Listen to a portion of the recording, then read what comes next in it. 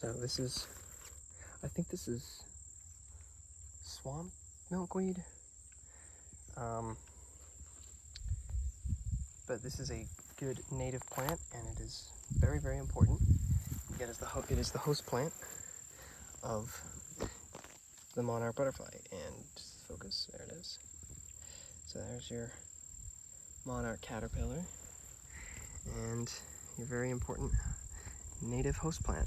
A lot of people don't realize that there are a lot of different types of milkweed, some of which are non-native, and there are a lot of places that will sell non-native milkweeds, which are not good for the monarchs because either they won't go to it or it can't provide them with the toxins that they need. I don't know exactly the whole situation, but regardless, the native milkweed is what the monarchs need. So there's the swamp milkweed, and there's an adult. Hold on, it's gone. I believe 3 major native milkweeds: the swamp milkweed, butterfly milkweed, which looks like this but orange. I'm not seeing the other one. There's the other one that has the big wide leaves, so kind of like this, but they're bigger and wider.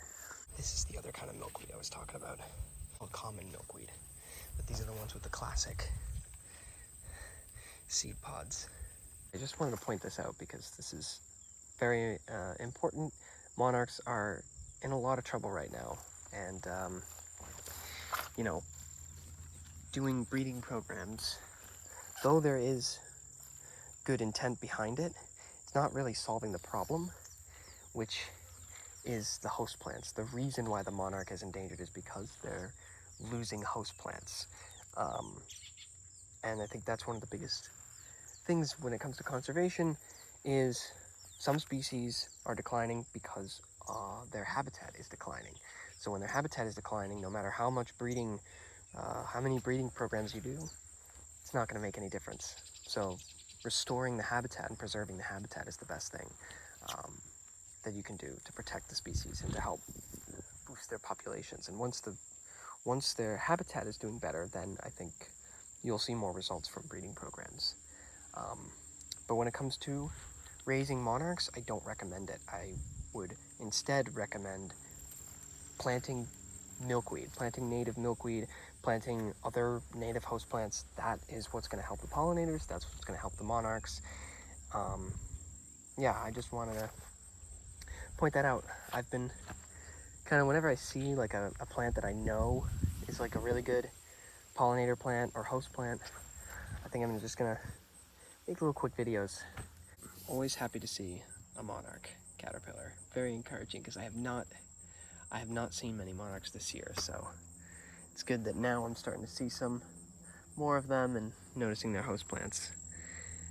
Plus too, if you want to find a butterfly or a moth, that's the nice thing about butterflies and moths, even bees too, any kind of pollinator. If you want to find it, it's usually pretty easy to find them. If you can find their host plants, you can pretty much find any of those insects. This is another plant that I know for certain is a good native pollinator plant, buttonbush. It's pretty cool. Sorry I had to cut myself off abruptly there. Someone came by. They definitely heard me. That was really awkward. That was really awkward. I'm gonna talk really quiet now, and I'm just like, oh, anybody coming? But yeah, this is a good pollinator plant. As you can see, there's a bumblebee on there. But I've seen a lot of good stuff at buttonbush, and I haven't seen it myself, but I've heard from reliable sources that snowberry clearwings. Oh, visit it often. Here we go. Swoop. And there it goes, monarch. Woo! Oh, it's the monarch. Oh, that would have been awesome if the monarch landed on the buttonbush. But the monarchs, you can see, also use milkweed as a nectar plant. It's more than just a host plant. This milkweed is good for more than just the monarchs. The flowers are also a good nectar source for bees and wasps, and this is a gorgeous golden digger wasp, Sphex ignomonius, one of my favorites. This is one of the first wasps that got me into bees and insects in the first place. If it weren't for this wasp, I probably probably also wouldn't be as into butterflies and moths. So it's a pretty special wasp to me. And a lot of people might look at this and think it's a hornet, or call it a hornet. But this is a very harmless wasp. In fact, their sting is very, very mild, and because it's a solitary wasp, they really don't have a lot of motive to sting. Their sting is more to capture prey than to defend their nest, because they build brood cells underground. And like I said, they're solitary. So the social wasps are the ones that are more inclined to sting because they have more to lose. Ooh, and here's a nice least skipper. Oh.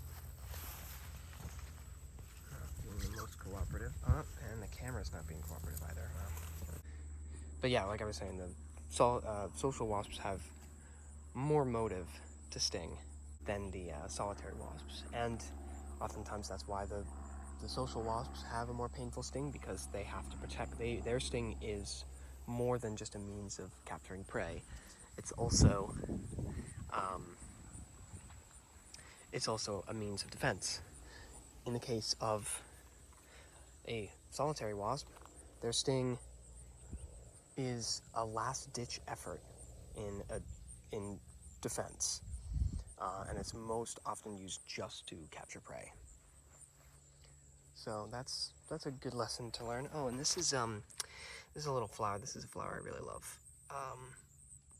What are these? I think this is a type of forget-me-not, right? I'll insert the name. I forget. Pretty cool though. That's a very nice one. Queen Anne's lace, or wild carrot. That's another great native wildflower, good pollinator plant. There's just a lot of cool stuff, but I'll save all the other cool stuff for another time. Let's just see if that wasp is over here. Nope. Oh, there it is. There's our golden digger wasp. Oh. Hey, friend. Yeah. Hello. Whoop.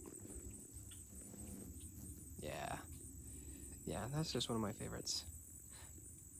Not only did I want to show some of the insects that use the milkweed flowers, but also just show you a cool walk. Oh my god!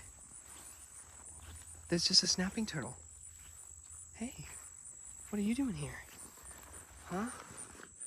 That's crazy. I did not expect that. What are you doing? Huh? Oh, and there's a leech on it.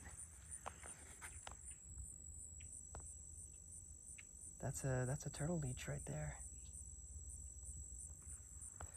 So what's going on? Huh? You shouldn't be right out here in the middle of the path like this. What are you doing? This is oh the monarch's up ahead. Alright, we're gonna just walk by you for a second just to see if we can get a look at the monarch. Oh, look at this. Oh, look at that beauty. Whoop. Here, buddy. We're just gonna move over here. Just so that you're not right in the middle of the path. There's that leech. A snapping turtle that size is definitely safe to pick up, but at a certain point, they become too big to pick up. So I think that's probably the biggest. Maybe if maybe they're a little bit bigger than that. Like maybe that much bigger around, I would say. Oh, there's 2 leeches. But any bigger, definitely don't think it's a good idea to pick them up. Future me here, just making a quick note on handling snapping turtles. Obviously, you should never handle a fully grown snapping turtle unless you're a licensed professional. Snapping turtles of this size, you should still just be careful or just don't pick them up. Then little babies, like stone size, those ones are pretty safe. But just always be careful when handling a snapping turtle. Be respectful. That's the best lesson. Be respectful. When they're this small, it's definitely safe. But what are you doing? All right, I'm gonna just put you a little bit deeper in, just because I don't want. That should be good, right? Yeah. That's weird. That was just sitting out in the middle of the path. That's pretty cool. All right. Well, this has made for a much more interesting video. I was planning on making this really short, but guess we get a lot more. Okay, right. I did come over here looking at the monarch, but one of the big reasons why I wanted to come over here was because of this goldenrod. Another one of my. Oh, look at everything here. Oh, there's some good stuff on here. So this right here is a parasitic yellow jacket. One of my favorite types of aerial yellow jackets. And then that's the aerial yellow. So this is an aerial yellow jacket right here, I think, right? Yeah, look at that. That's so cool. You get both of them. That is one of my favorite wasps. Such a cool wasp. Oh, and there's another one of my favorite wasps. Phyllanthus spilunatus. Two Moons bee wolf. Or it's a bee wolf of some kind in the genus Phyllanthus. So you can see here that goldenrod is another great pollinator plant. Has a lot of good visitors. And there's also this mason wasp. Whoops. Yeah, that is a cool wasp too. So you got mason wasps, you got aerial yellow jackets. Yeah, that's a normal aerial yellow jacket, the yellow one, and then the one with the white is a parasitic. Potter wasp or mason wasp. Parasitic yellow jacket. Man, goes to show. What, this was like 10, 15 minutes I've been just walking down this small stretch of path. I saw all that stuff. Really, really incredible. Goes to show that when you look a little closer, you can find a whole lot of incredible things. There is just one more plant that I have to show off, and that's this is Joe Pye weed. And this is another great pollinator plant. As you can see, the bumblebees use it. There's a good amount of it. It looks kind of like the milkweed, but it's not. But this is another great native plant.